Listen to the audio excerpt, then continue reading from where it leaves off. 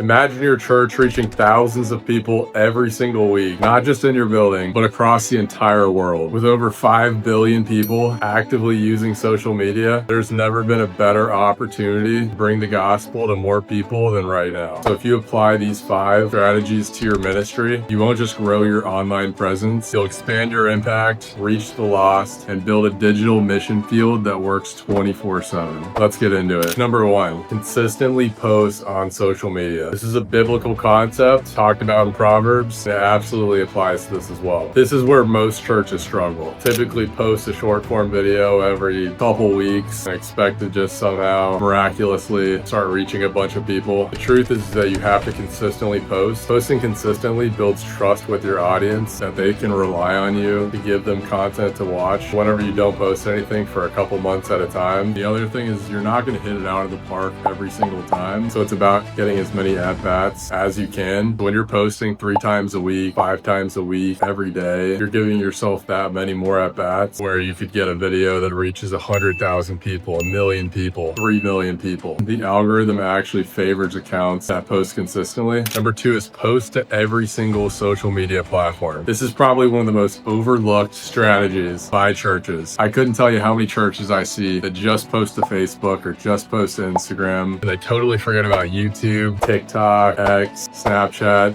I mean, think about this for a second. Say you're getting 1,000 views a video and you're just posting to Instagram. If you posted to the other 4 platforms, you posted to TikTok, Instagram, YouTube, Facebook, and X, it's literally 5x your views right off the rip. It's like you already did the hard work of making the video. You might as well take the time to post it to all of those platforms. Number 3, don't just preach to those that already follow Jesus. Create content that resonates with those that are lost, searching, and skeptical if God is real. Most churches will just live stream their service, maybe post a full service, and that's it. But imagine making videos where you're proving that Jesus is God, or proving that God is real, or proving that Jesus really did die on the cross. Some churches will just take parts of their service that they said on Sunday and make shorts out of those. But those messages are more tailored to people that already believe in the gospel. So tailoring messages, people that are atheists or Muslims or believe something other than the Bible, is a great way to bring people to Jesus. If you think about the type of people that are on social media, and if you had to picture somebody that's like a agnostic or an atheist, a lot of the times they use social media. 1 Corinthians 9:22 says, "When I am with those who are weak,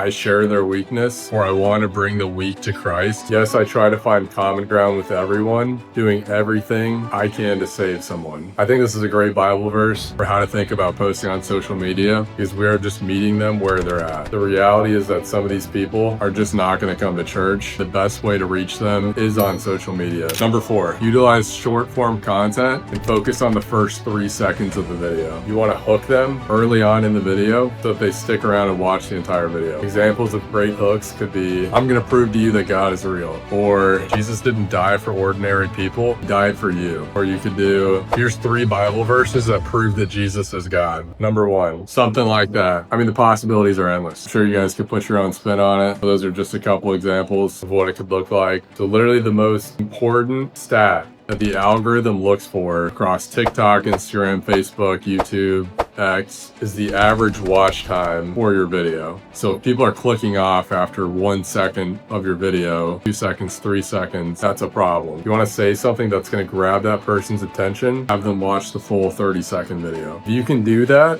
the video will almost always do well. People are just mindlessly scrolling on TikTok. You got to break that cycle. Number 5, create a great thumbnail for your YouTube videos. So I would recommend taking your full sermon and posting it onto YouTube. And I would do that every week. But the key to these videos is having a title and a thumbnail that people are actually going to click on. Because you can have the greatest sermon that you've ever had in your entire life, but if it doesn't have a good title and thumbnail, nobody's going to watch it. So that's why it's really important to understand what makes for a great thumbnail and what is a terrible thumbnail. What's going to get people to click and what's not going to get people to click. Now keep in mind, I don't endorse all of these people that I'm going to show you, but man, oh man, do they know how to make some great thumbnails. All of them have a close-up picture of the pastor where you can clearly see his facial expressions. And then on the other side of the screen, typically or over their chest, they're gonna have text. This text should be 3 to 5 words long. It should not be super long. You have to remember that people are just scrolling on YouTube. So like if you give them like 10 words, they're gonna read the first maybe 2 and then start looking at the next video. It's kind of like a billboard whenever you're driving down the highway. You wanna keep it short to the point. And you wanna make it a little mysterious as well. You wanna make it to where they have to click on the video to figure out what you're talking about. Because if they feel like they